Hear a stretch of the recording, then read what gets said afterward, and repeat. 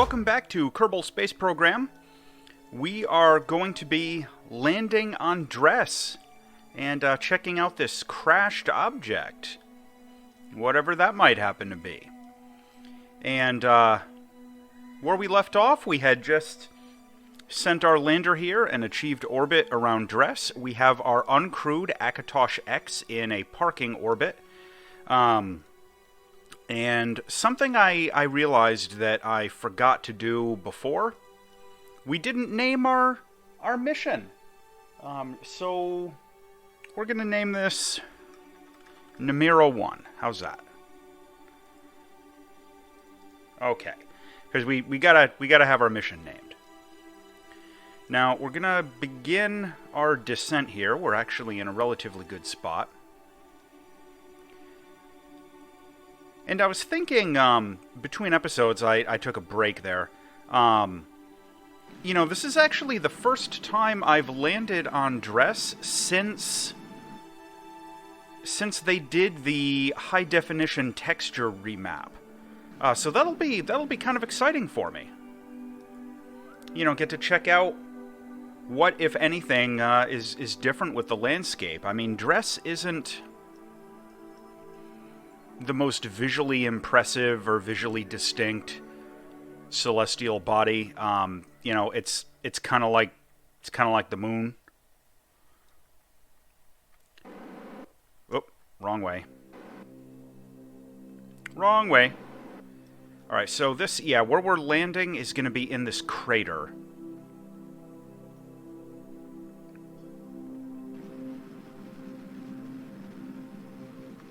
Alright, that's the wrong way. As I mentioned, it's, not only is it the first time that I've landed on Dres since the texture remap, it's going to be the first time I've landed on Dres in at least 5 years. I will admit that I have tended to skip Dres, and I think a lot of other people do. Just because it's not really the most interesting out of the planets, and there's not a lot to see and do. At least there wasn't until we at least got this one little Easter egg. Okay, yeah, and I think that's the crater there.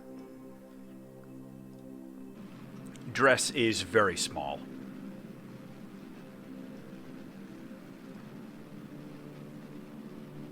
It's one of the reasons, the intercepts with it and whatnot are really such an enormous hassle.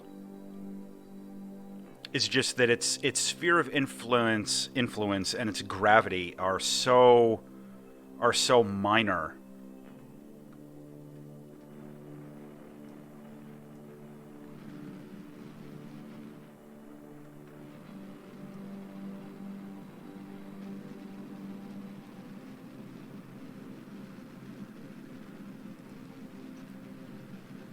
Alright, let's see what we're looking at here.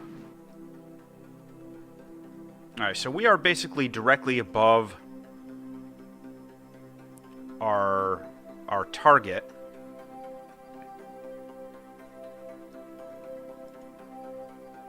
And you know what I need to do?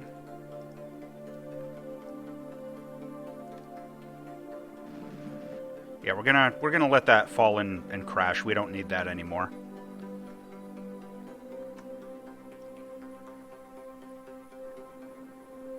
I don't see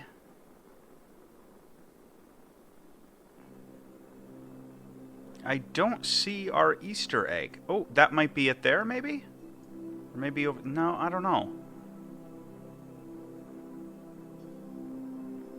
Because again, I haven't actually visited this one. So if I'm being honest, I don't know what I'm looking for down on the surface. Well, this is a pretty small crater. I mean, we're right on top of it. So the worst case scenario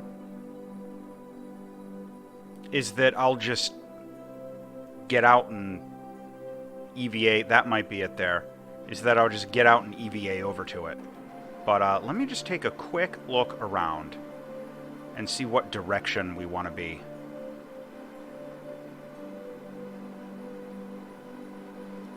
Okay. So... oh, crud.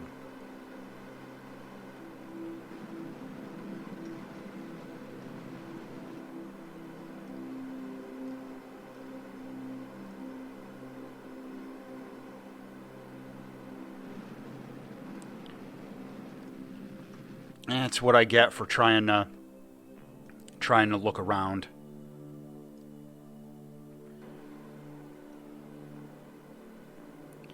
I probably don't have to be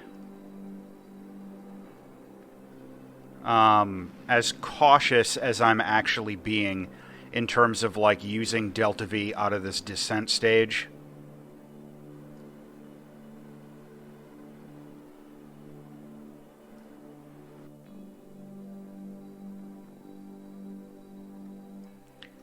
Right there. I see it.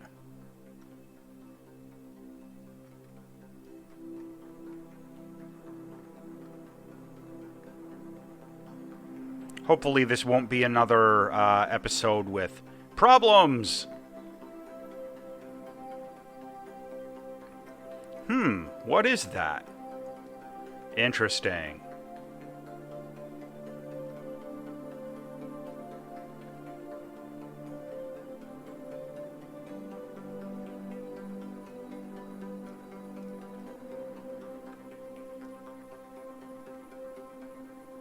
Let's try and cancel out our directional velocity there, which is sometimes not an easy thing to do.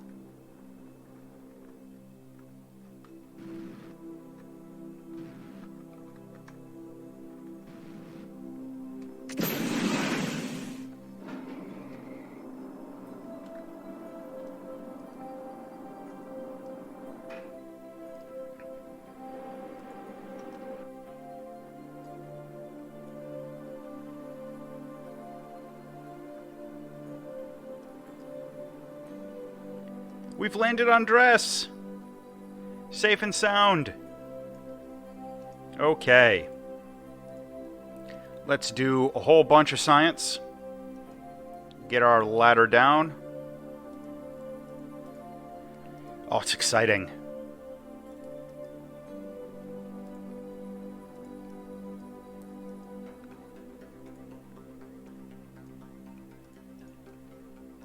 All right, collect all of our science.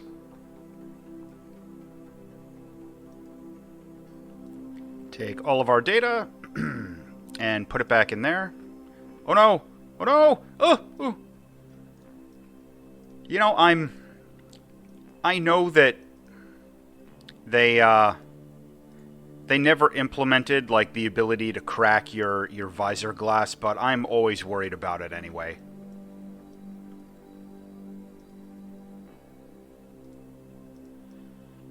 Yeah, we're gonna go down the nice and gentle way. Yee, bouncing around on Dres.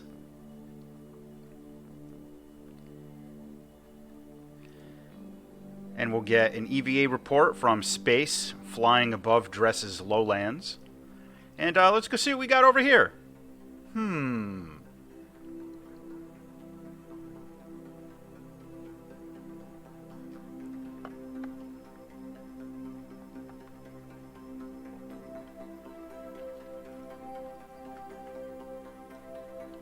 Interesting. This vehicle looks like it's seen better days.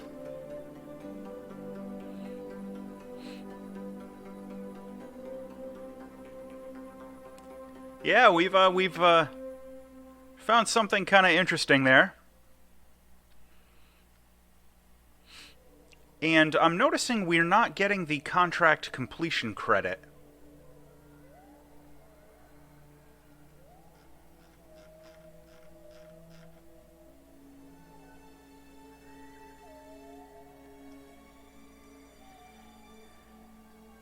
Yeah, the waypoint might not be correctly set. It's some of the custom contracts. The waypoints for them, I'm gonna have to cheat it out. I mean, you all saw that I'm here. Some of the waypoints for them aren't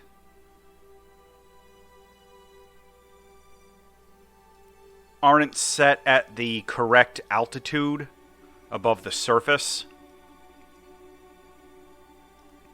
which can cause a little bit of a problem. All right, let's plant a flag.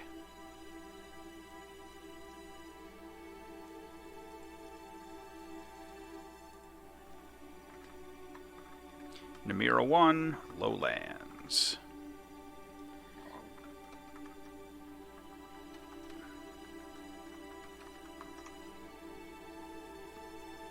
That roadster has, in fact, seen better days.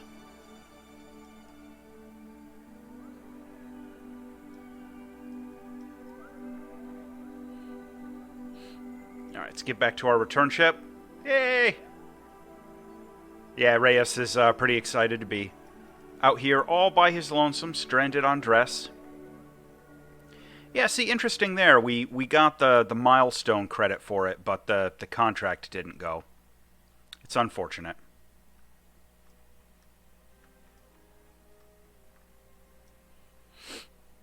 But, alright, no big deal.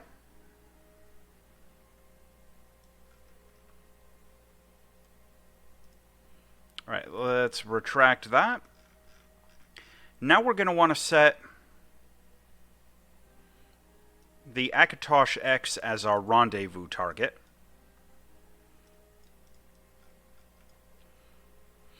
And we should have plenty of fuel to go rendezvous with it.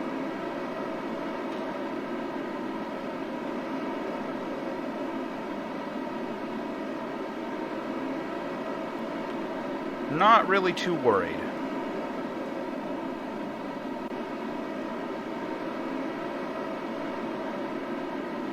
Oh, our time warp got a little weird there. Let me see, which way is it going to be? Is it going to be... Nope. I always get my ascending and descending backwards. There's a 50% chance of getting it right, and I get it wrong about 90% of the time, so what does that tell you?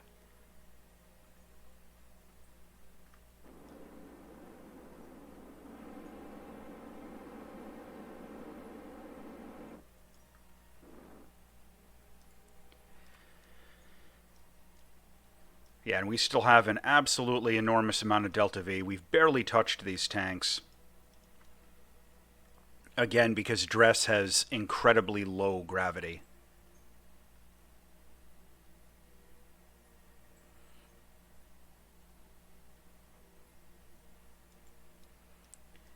And, you know, I'm going to have enough fuel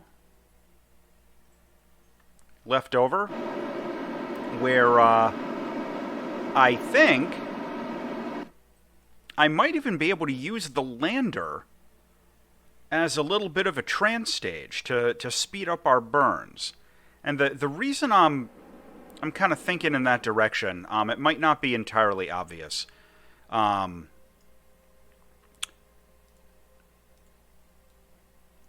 Getting my Akatosh X back to Kerbal on ion power. That's fine, it'll work. Lots of Delta V. There are a couple of considerations. The retro burn is going to take like 40 minutes. Which, of course, I will edit out or fast forward just because it's just 40 minutes of pointless burn. We have considerably more thrust with what is left in our lander. These engines and these fuel tanks and everything in our lander. And even with the added weight of the Akatosh X, we'll still have a considerably better thrust-to-weight ratio than we will with the ion engines. So it may be a situation where, you know, doing a docking and a burn makes a little bit of sense.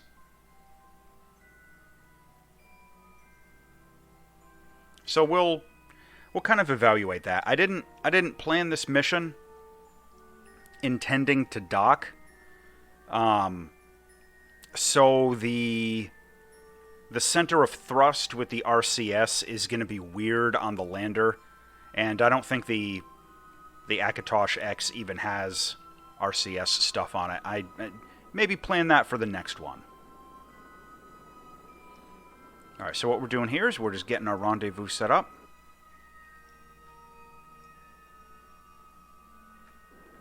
Whoop. Look at that. Not bad. We're doing good. Get some Kraken insurance.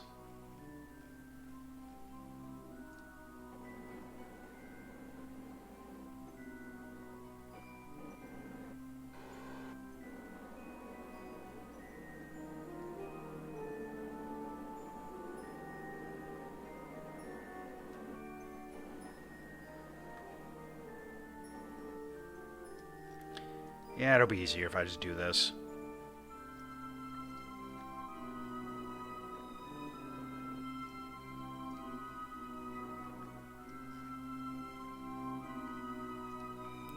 Alright, where physically... There we are.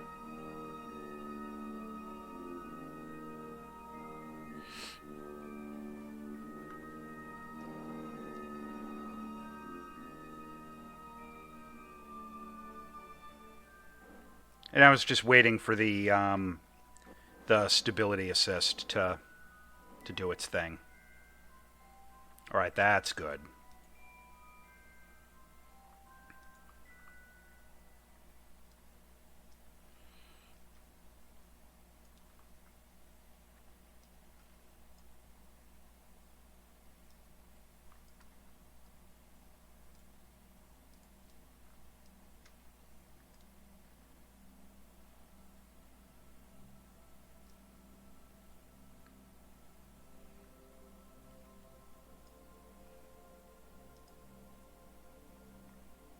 I'm going to save just before I do this, because once I ditch this, there's no going back.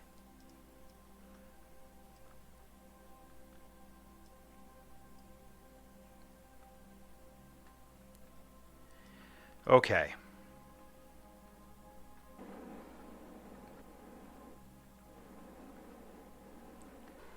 This is going to be a weird docking, but we'll see what we get.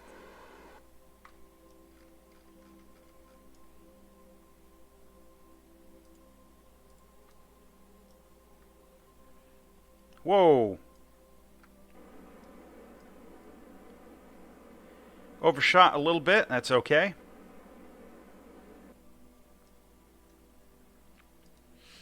What do we got for monopropellant? 200.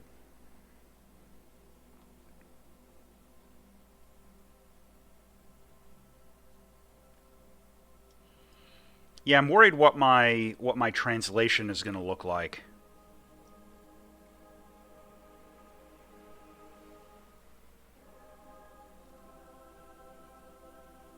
But we'll see.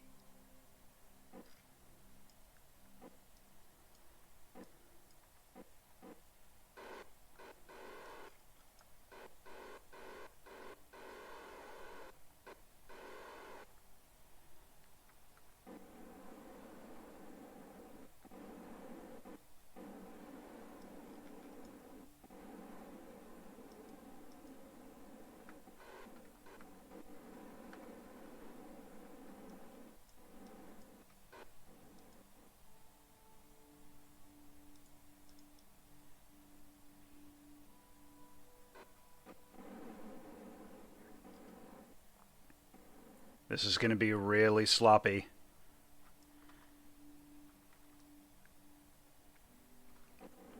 But I still think this will be the correct thing to do, to use the extra fuel in Delta V, because we still got quite a bit of Delta V in this in this stage.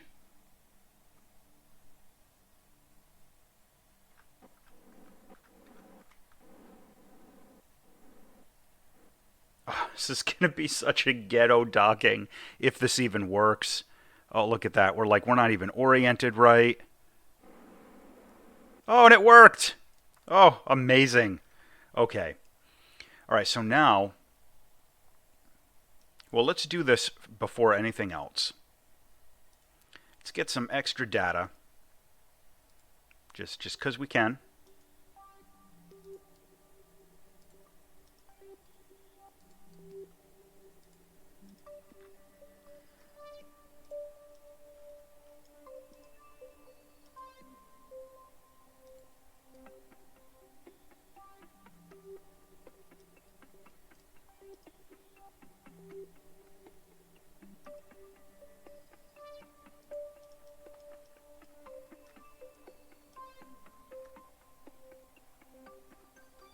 This is risky, because if we screw this up, there we go.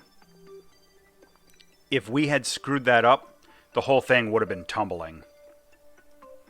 And would have been very difficult to try and manage. All right. Let me check this.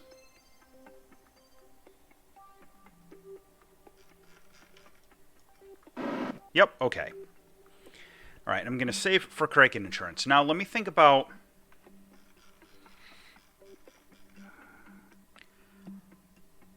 All right, so we're going back to Kerbal, right? And this is going to be the first return trip that we've had from any kind of respectable difference. And there are a couple of considerations. The first is that, I don't want to wait 500 years to get, a transfer maneuver. The other problem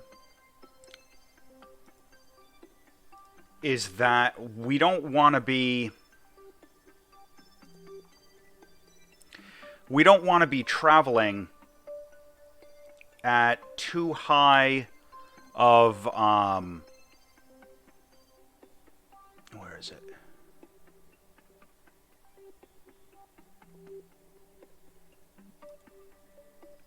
We don't want to be traveling at too high of a velocity when we enter Kerbal's sphere of influence.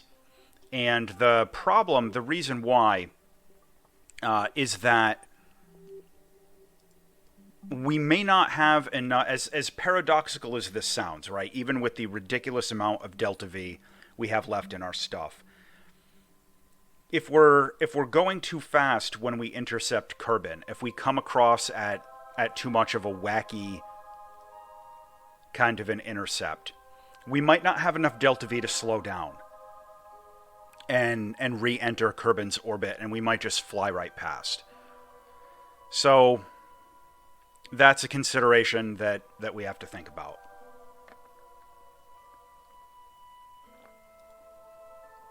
So what I'm going to do,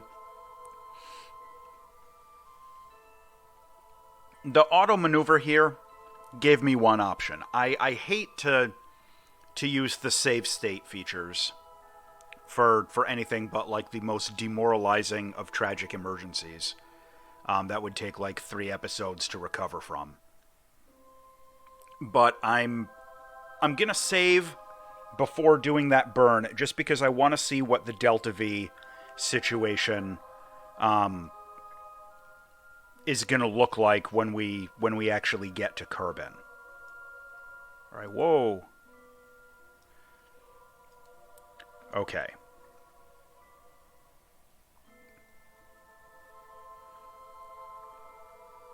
All right, now let me... That puts us on... it's going to be a weird intercept, but... Alright, we'll see what happens.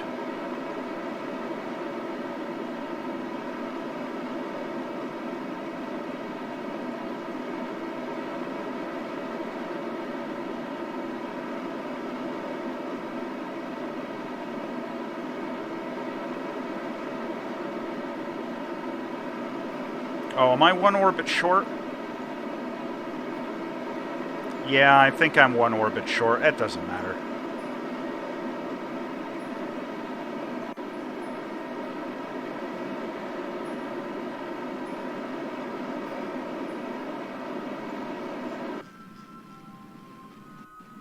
Oh, okay. All right, so now we got to do some staging.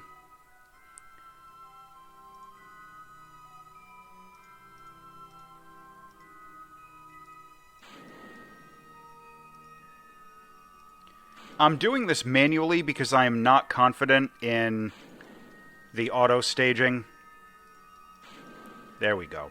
All right, so we ditched a bunch of dead weight. That improved our Delta V situation.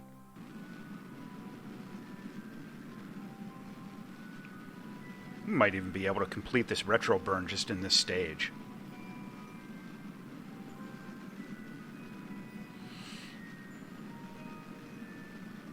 Which is crazy.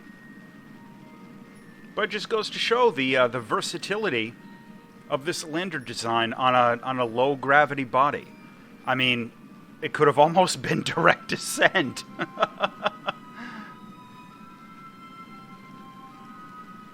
All right, there we go. Now we're getting to the...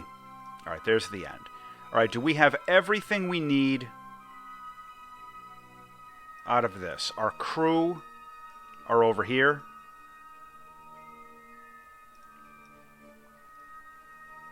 There's no extra science we need stored there or here.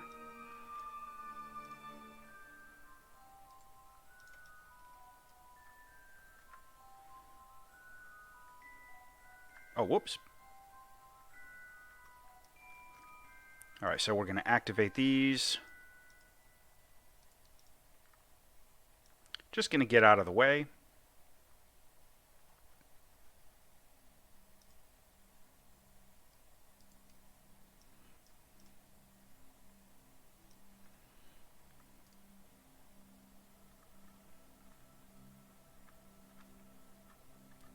All right, so if you notice, it says our burn is going to be like 20 minutes. So I am going to speed this up quite a bit. And are we still in... Yeah, we're still in the sphere of influence for Dres, which is fine. So I'm going to fast forward... Oh. Well, that cut back considerably. But I'm still going to fast forward this a bit so that you don't have to watch the whole thing here. Okay, so spoiler alert. The automatically generated maneuver nodes sucked. It did not give us an intercept with Kerbal. So I had to cancel out of it and do one manually, and this is what I got. So I had to kind of do it the old-fashioned sucky way, but it got us an intercept. That's what matters. And again, it's going to be a little while before we get there, you know, even doing a full-time warp. So I'm going to fast forward again, but we'll see what happens when we get our intercept with Kerbal, and it's making me... Okay, there we go. It does make me a little nervous when we lose our intersect on time warp. So, all right, I'm going to fast forward here.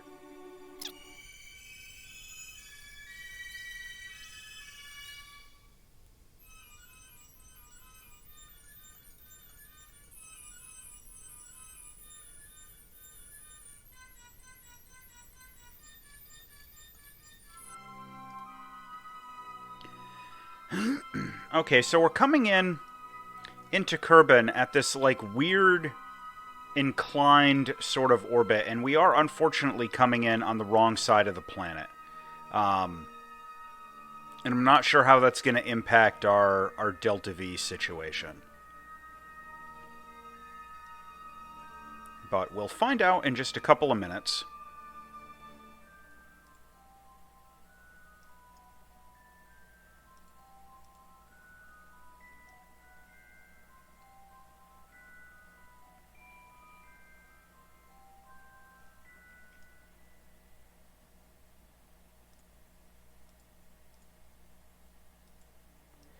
Okay, we are in Kerbal now. Oh boy, and we have a lot of Delta V to cancel out.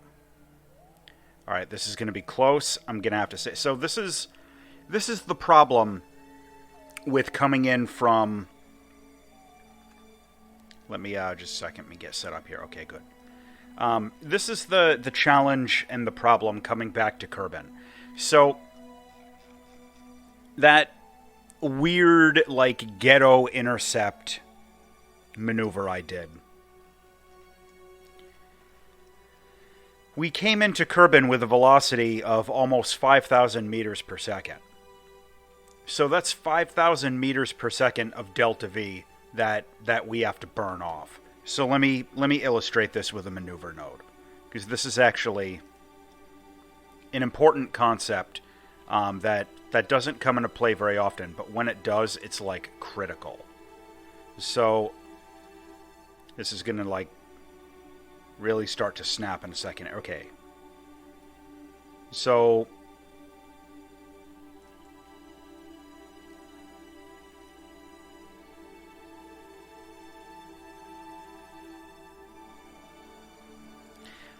I'm going to need 4,500 delta V, like, just to get into orbit around Kerbal. And we've only got 5,600, so I mean, this is an actual challenge. I mean, I think we're going to be able to make it. And honestly, using the lander as a trans stage may have ended up making the difference between recovery or not.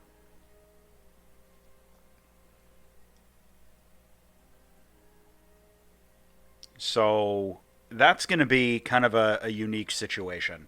And again, I'm going to fast forward here because if you look down in the bottom, we have a 1 hour, 14-minute burn time. And I'm not going to make you guys sit through that. All right, so we're getting close to the end of our burn here. And while that burn has been going, just putting away with these little ion thrusters, I have literally had time to, like, go do dishes, get a snack, get caught up on some email. You know, it takes quite a while with these ion engines because they're so low thrust, even though they're so efficient in terms of their delta V to weight and delta V to propellant weight ratio. And really, that's why they're not super popular.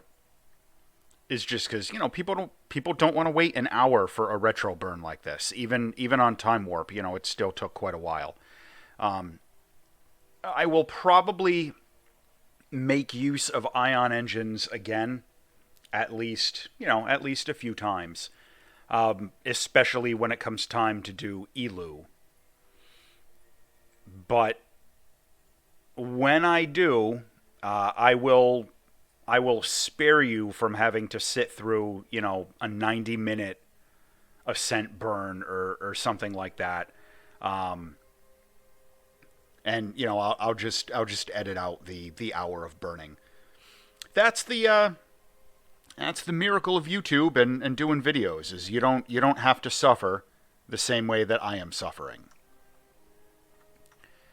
All right, so as you can see here, our orbit our trajectory is starting to get a little bit of a curvature here. And we're getting pretty close. And so what I'm going to do, I'm actually going to warp closer to our periapsis so that when we circularize this ridiculous polar orbit, it's a little bit more circular than elliptical. It doesn't really matter, it's just personal preference.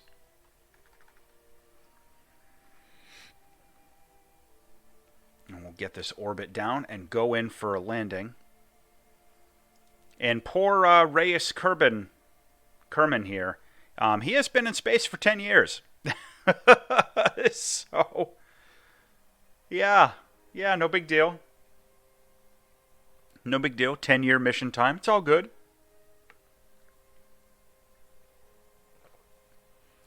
And out of our... Yeah, this one mission's like 1/3 of our entire playtime. Okay, oh, there we go. You see that? Now we're starting to get all funky. What these weird orbits would look like on a future intercept. The patched conics are going nuts.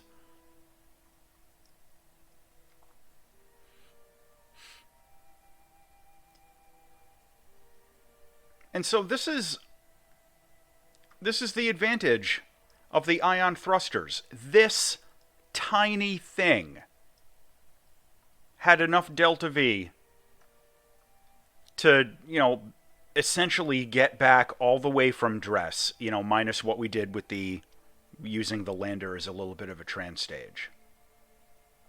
This tiny little thing was all we needed. Which is crazy. It's crazy to think about that. Alright, so we're going to bring our periapsis down a bit. I'm sorry, our apoapsis.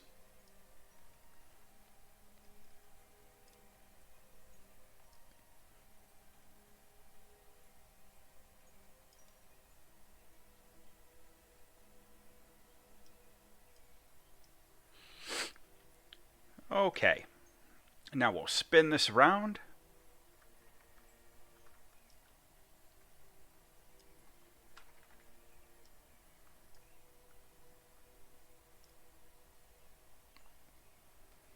Get going back down here, and yeah, I think this will be our retro burn, because I like to try and land on the light side when I can.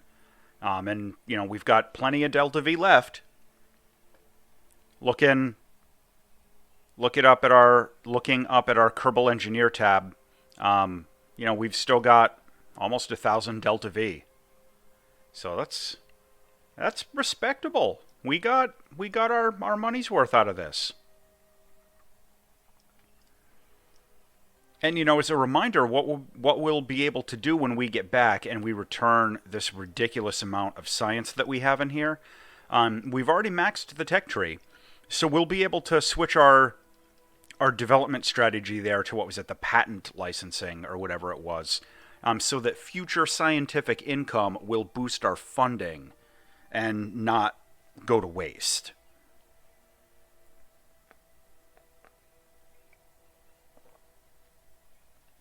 And that'll be quite a significant long-term bump.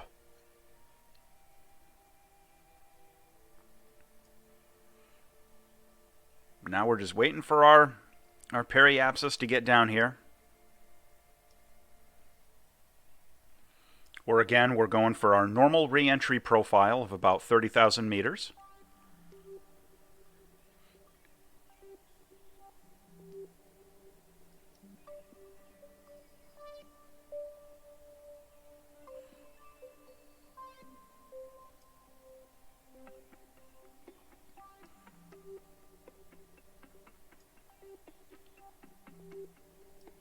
And that really is... a big part of KSP is just waiting for numbers.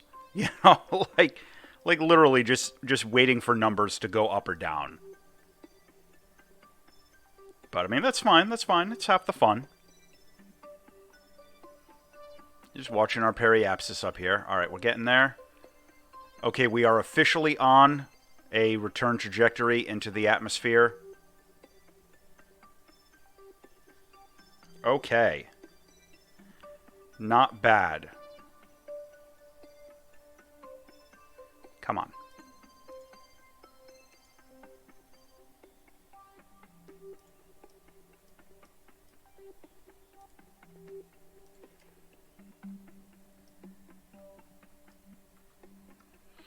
What a long, strange trip this has been for Reyes Kerman.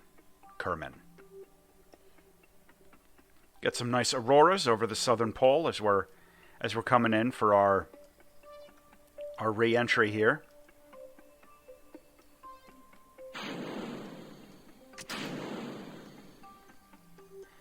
And let's make sure our parachutes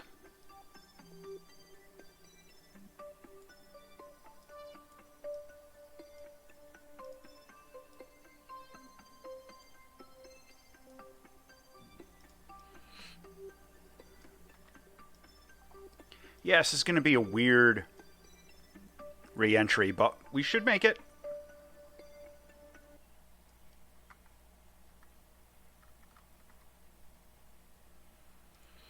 And, one strategy for slowing down a little quicker, it's not something that I do very often.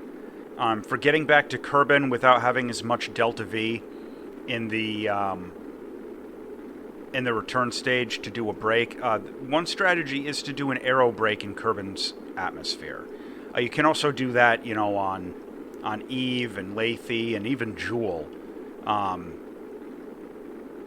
And, use one of those inflatable heat shields. But to be honest, it's not something I do too often, just because it's a bit of a pain in the ass to get the trajectories to work right. It's certainly possible, and, I might try it on a mission to Jewel, just to do it.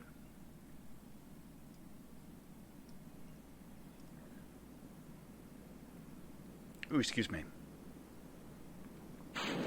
Get our parachutes out.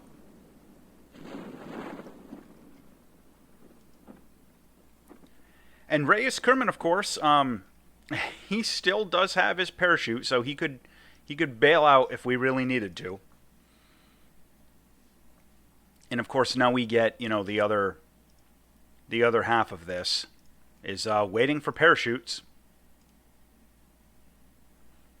I probably should have deployed them a little lower, but I wanted to be a little extra safe, considering the crazy mission we just got back from.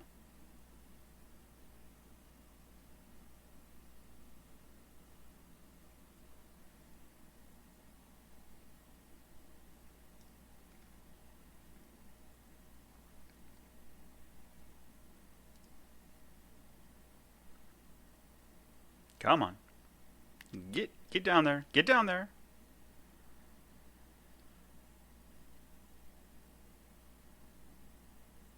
Almost.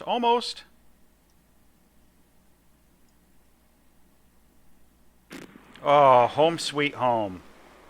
Alright, that's going to be a ridiculous amount of science that we're now, overmaxed on the tech tree. A whole bunch of funds, maybe a contract. That's a significant mission recovery. All right. Oh, yeah. Oh. Yeah, that was significant. Okay. So let's go in here now. Patent licensing. All right.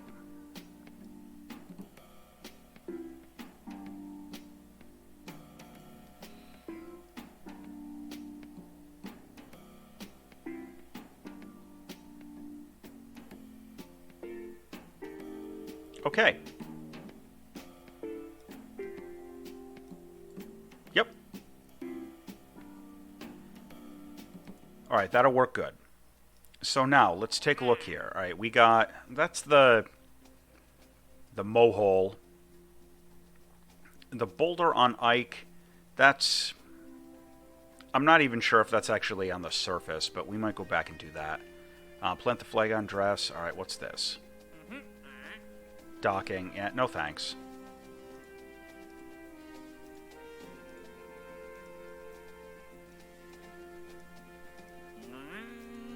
We're sort of kicking around. And I'll probably do, just to have done it at least once in the series, I'll probably do at least one mission where we do an ISRU. Maybe to one of Jewel's moons or something like that. We'll see.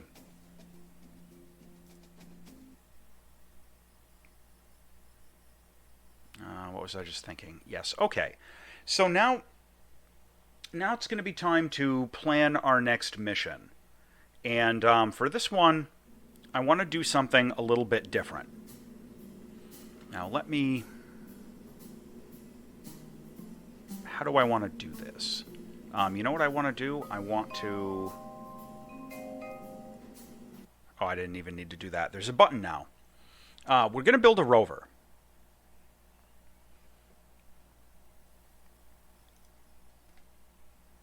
And this is going to be a drivable rover. And the main reason is simply going to be so that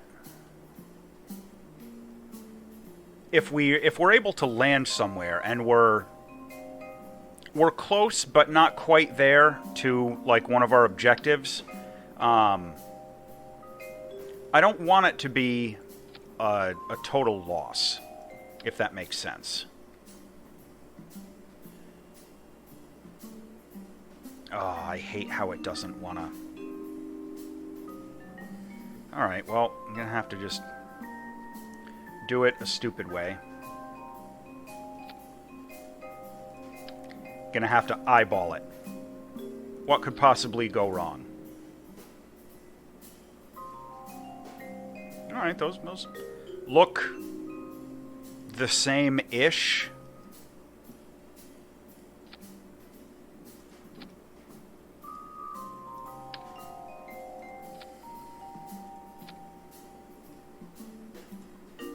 Alright, and this is going to be the framework for our little rover here. And let me see if I can remember... Yeah, I think that's forward.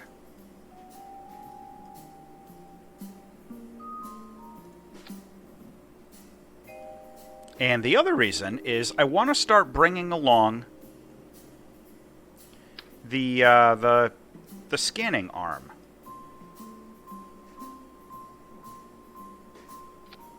Oh.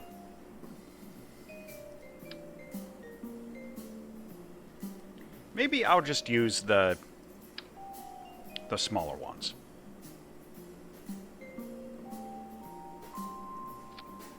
So that we're not, like, completely in the way.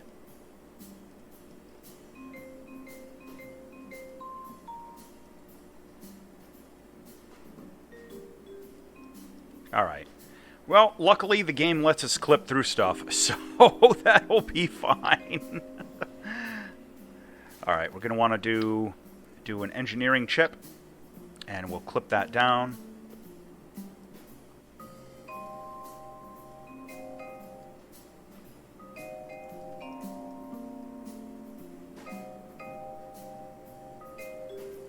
There's our utility. Alright, here we go. We're going to need some headlights.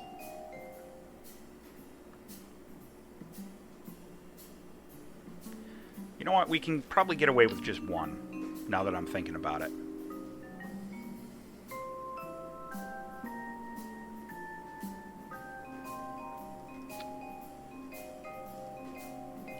It'll probably be sufficient.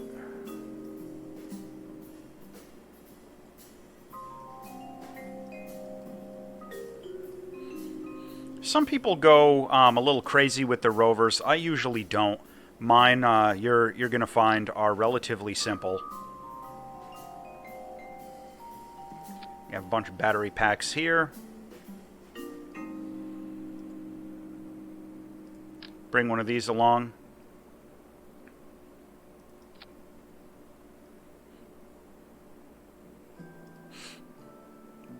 A whole bunch of extra science will be there in a moment. But for right now, of course, we're going to want 2 RTGs.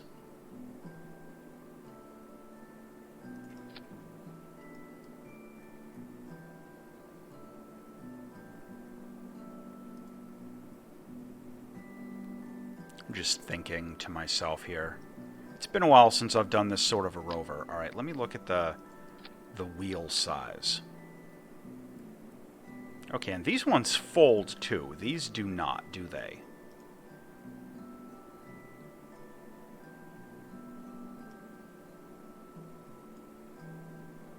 I thought these folded up. Oh no, it's those other ones.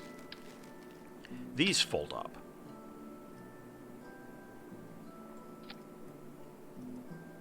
Yeah. And that's totally fine. That'll work.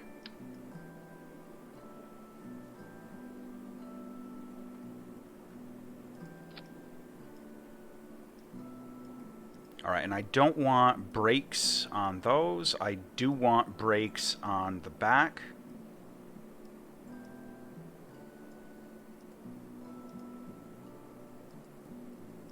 And I don't want steering.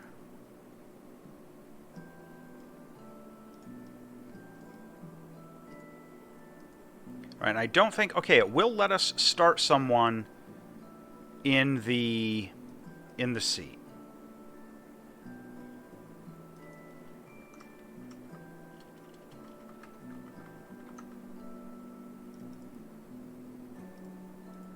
So I'm just going to take a quick drive and see if this rover design is viable.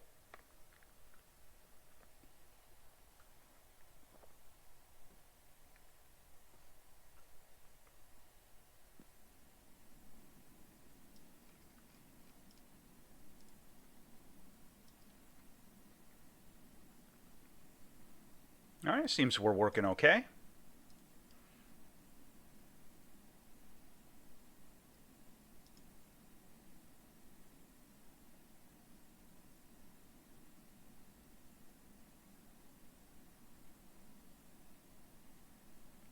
Decent, decent.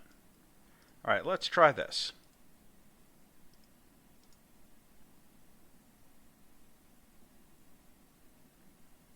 All right, that's going to get a little out of hand.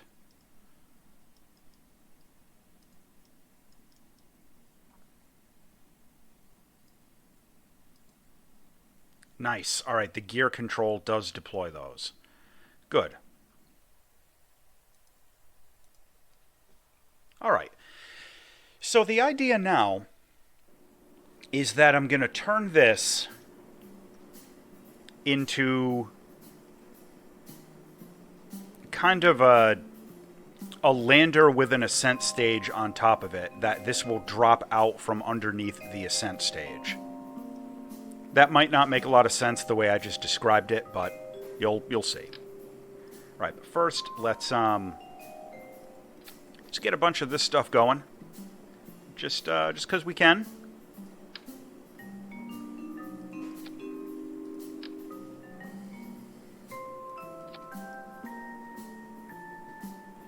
Yeah, why not?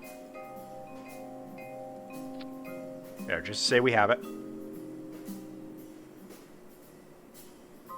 Okay. And these will start retracted.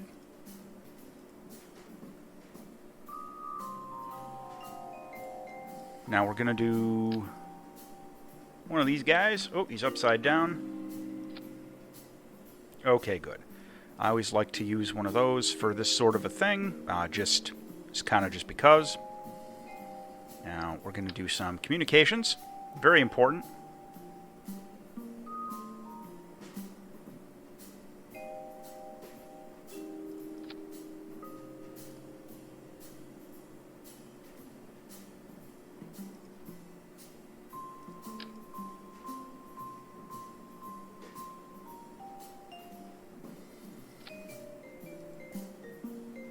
I don't think we're going to need to use that.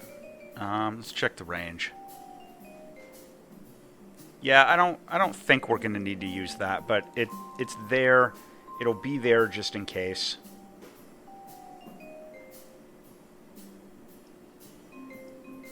Sort of a backup in case things really get desperate and screwed up.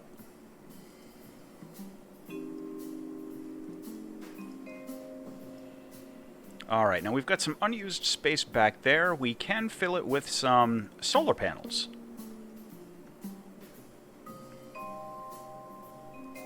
There we go. I know we've got the RTGs, but I always like to have a solar panel or two on these just for good measure. And so now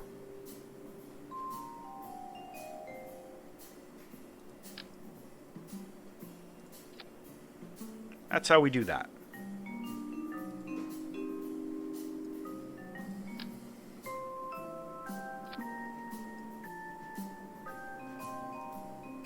Alright, so at this point, we're going to switch this over to... Oh, whoops. Forgot the root part is this guy.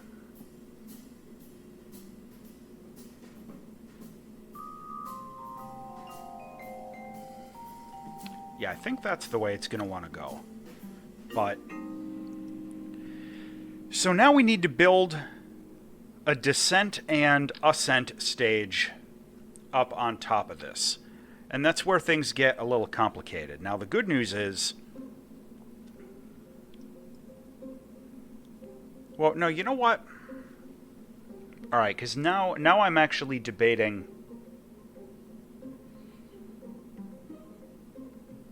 whether or not it makes more sense to just pre-deploy this. I can even go through and make it a sub-assembly.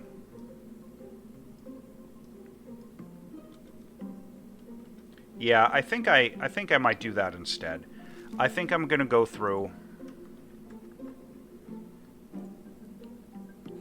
I'm going to edit this to be a sub-assembly so that it's stowable and we can take that with us. But I don't want to clip out, so we're gonna do that later. Because I wasn't going to use that right away anyway. All right, so now the next thing I want to take a look at. Where is our... I do want to check the potential of this here.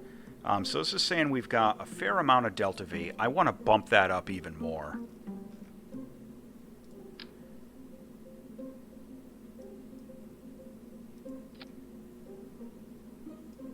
Yeah, look at all that delta V. And you know how crazy it's going to be if we do some of this.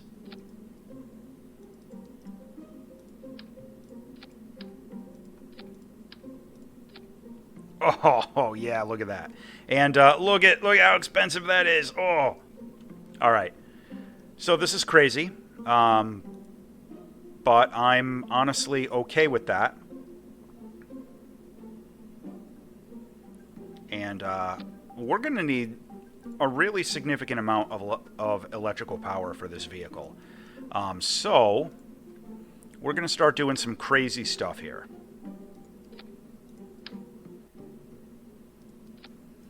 We're going to start clipping a significant amount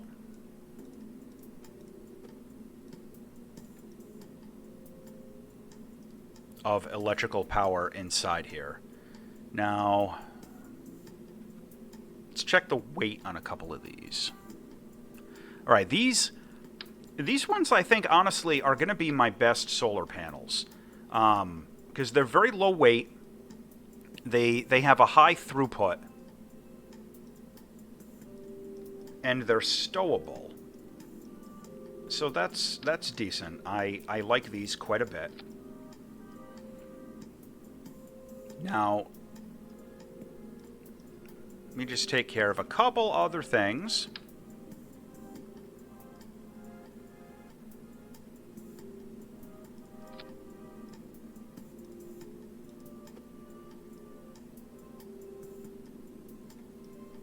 Down in our service module there. I am thinking, like, just in case... oh, whoops, wrong one. Just in case this thing ever needs to do, like, some docking... and of course, the center of gravity is right on the solar panels. Yeah, you know what? I can just...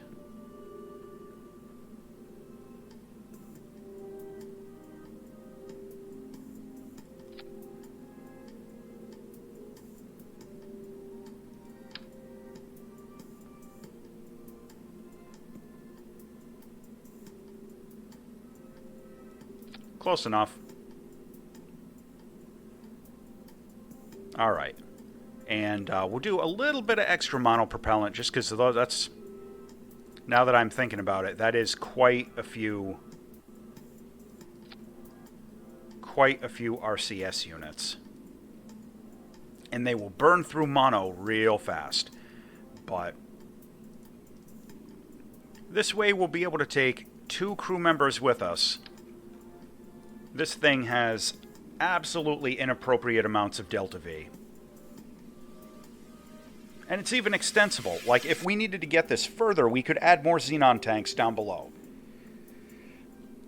Oh, excuse me. But what I'm going for here... Let me,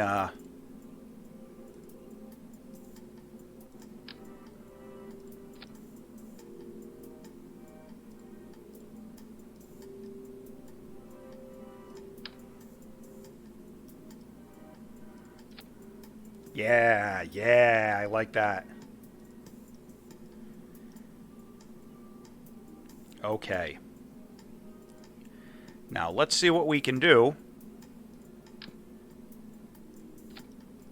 with this. We can do a little bit more of a traditional mission. This will be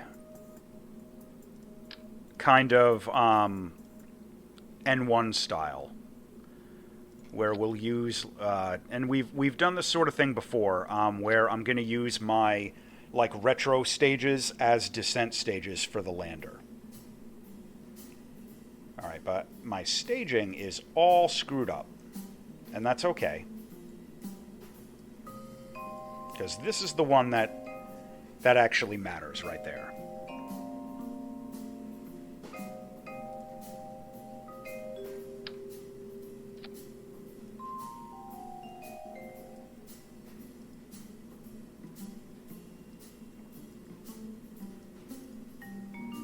Alright, and we're going to do this. Zenithar X with lander. Oh, yeah, we're already at 500,000 funds, and we haven't even gone anywhere or done anything yet. Oh, love it. Okay. Now, there's a couple other angles I'm thinking about, and I'm not going to do it with this mission, but when it comes time to do some stuff on Jewel, bringing 2 of these with me might actually end up being the way to go, but I'm getting ahead of myself. All right. Before anything else, let's get some of this going.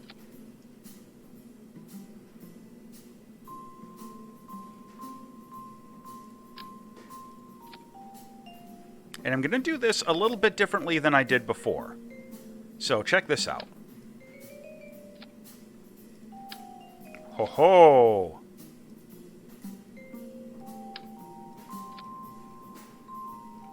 Not bad.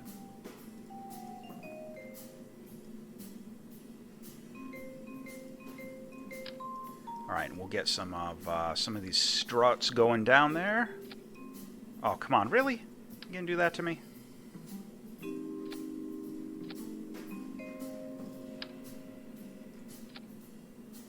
There.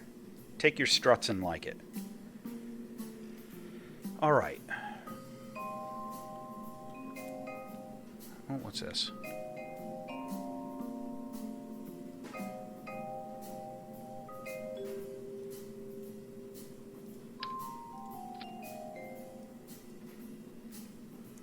Now, this is where things are going to get a little bit more familiar. We're going to start doing some crazy nuclear stuff here. Some really crazy nuclear stuff.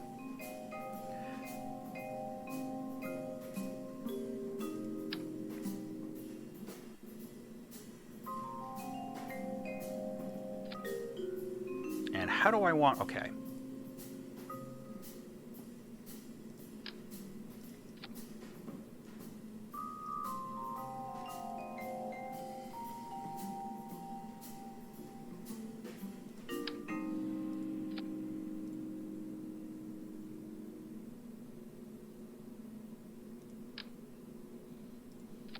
Ah, check that out. All right, so we're gonna feed the sides from the core.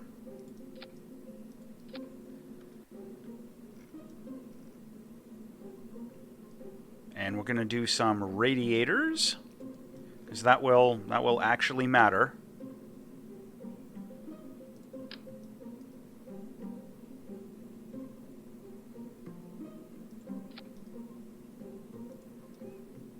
We'll just leave those on.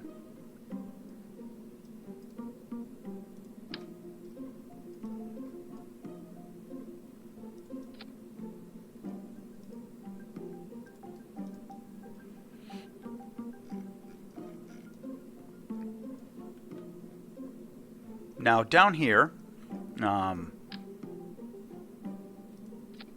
this is going to be really unstable. This coupling down here.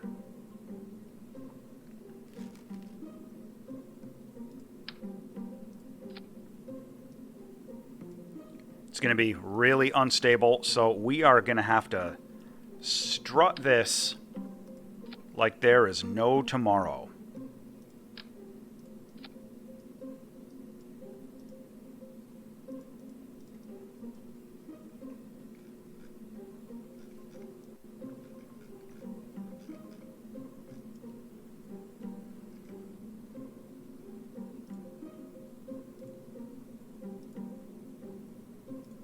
Let's see, will that fit inside of a 3 meter? Oh, almost.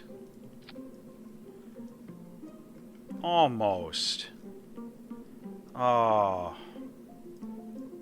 Well, close enough. Let me see if it'll let me do this. All right.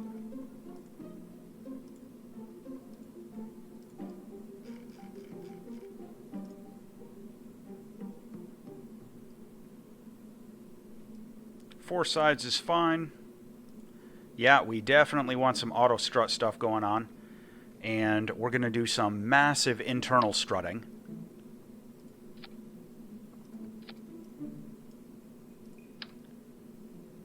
Because this is not a super stable kind of a joint structure in there.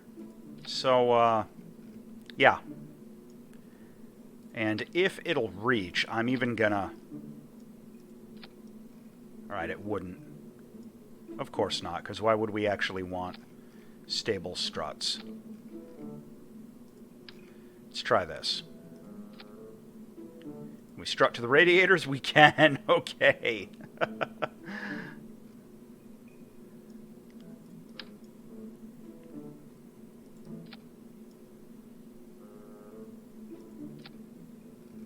Alright, not bad there.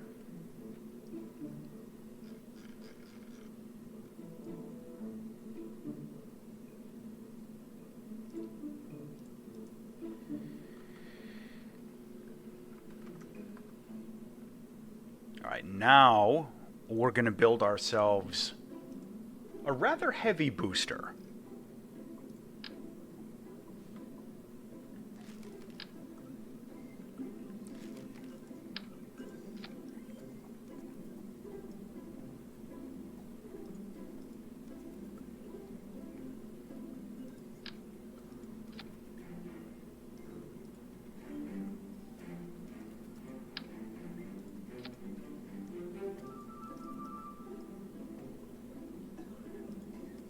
Coupling.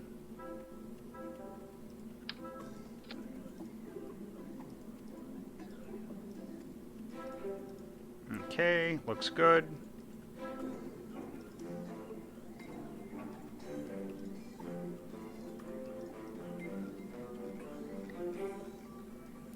Yeah, because this is going to be a ginormous rocket that's going to be quite expensive to launch.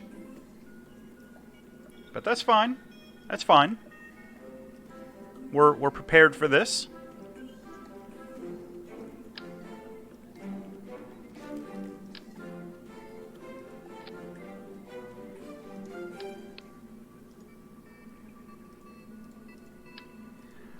What I just did there, by the way, I'm just making sure we're attaching to the bottom of the engine plate, not to the bottom of the engine itself.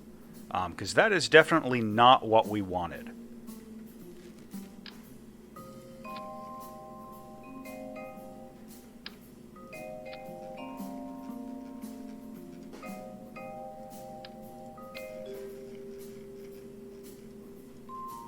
So we're getting a little chunky here with our engines. All right, so what do you got? That's 1,500. Yeah, I think that's still going to be... Oh, no. Yeah. Yeah, the mainsail is still, I think, going to be our chunkiest individual engine.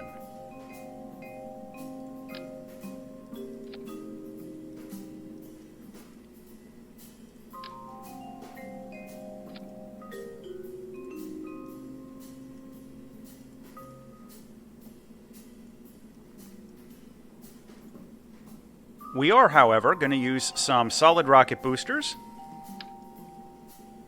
which, if you've been watching this series for a while, you'll realize I'm very fond of those solid rocket boosters.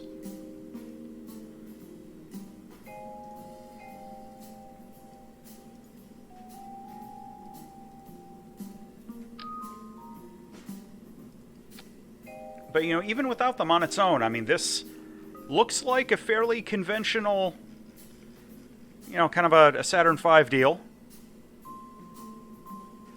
Give me those Clydesdales. All right.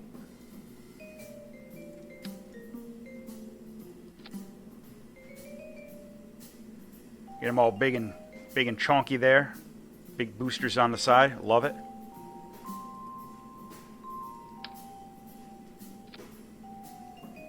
Now we're going to want to strut these really good. Because again, this is a big, heavy rocket.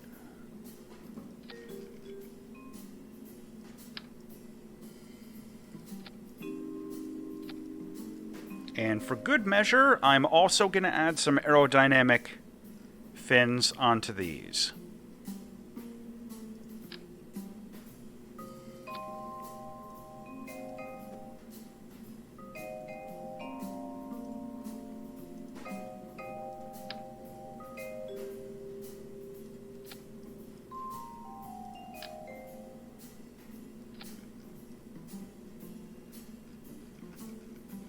And we're going to do our regular separatron thing.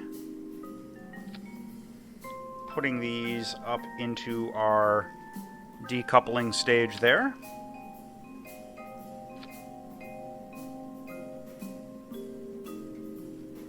Extremely, extremely useful parts. The little separatron boosters. I mean, you can use them as like ascent pieces for little landers and stuff. You can use them for stuff like this. They come in handy all over the place. All right, 800,000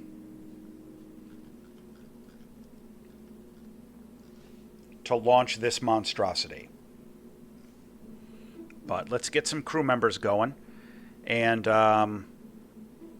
Jeb and Bill, no, we're going to do Jeb and Valentina. I want 2 pilots on this particular mission. And we're going to start... We'll start using these spacesuits.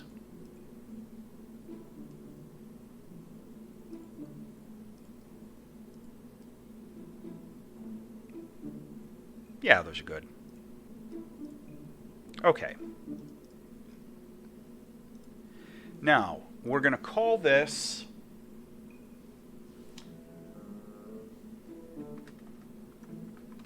Meridia 1.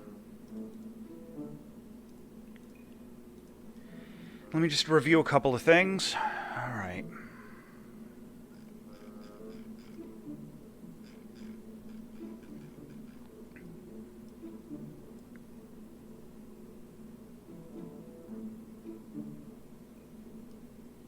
Okay.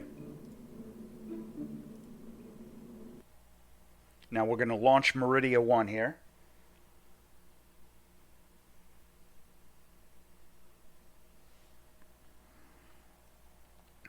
And we'll see what we get from it. And once this gets into orbit, if it gets into orbit. This is a big, heavy thing. We're using this big, chunky booster for the first time.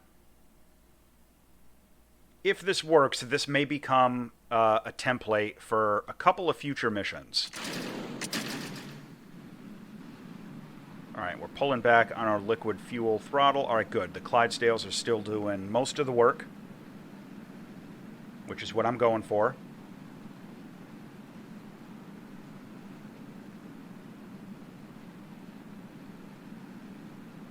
Oh, this is a big, chunky rocket. Look at that thing.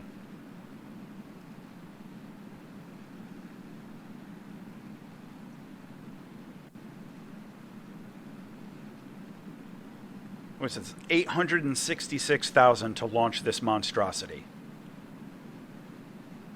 It's got so many parts, it's like chopping my frame rate up.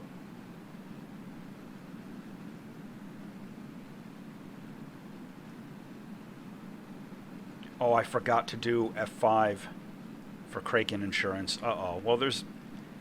worst comes to it, there's always revert.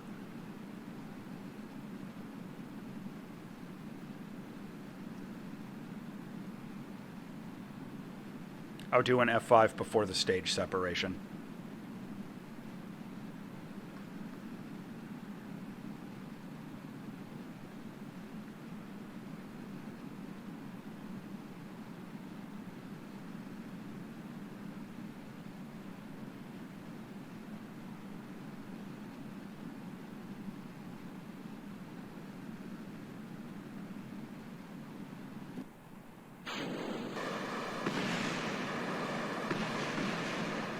Okay.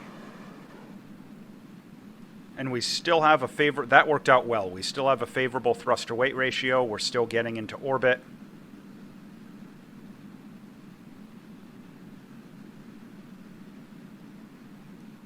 Good, good, good.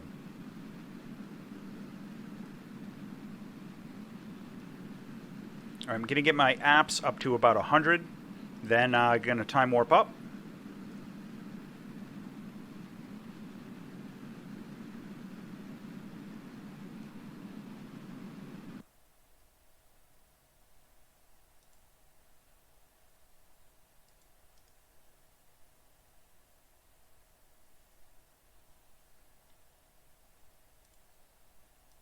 Sorry. All right. Oh, it's physics warping us. That's right, we weren't actually in space yet. Minor detail, minor detail. Whoops. Physics warp is really dangerous on a big, heavy monstrosity like this.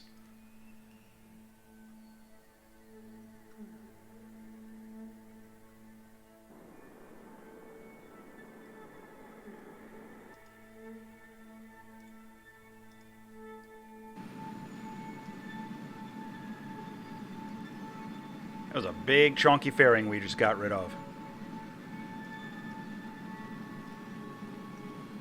All right, we've still got a relatively good amount of delta V in this bottom stage, so that's okay. It a little bit less than I had hoped, but I think this will still work. We'll find out.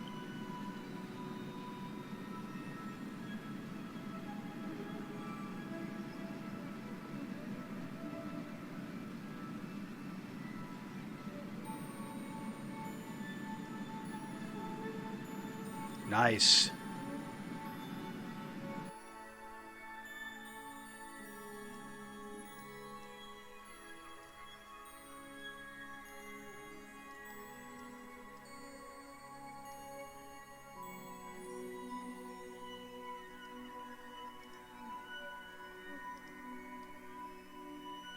Okay. Well, we got Meridia 1 into orbit. I'm going to call this an episode. Make sure to check out the next one to find out where this is going. As always, thanks for watching.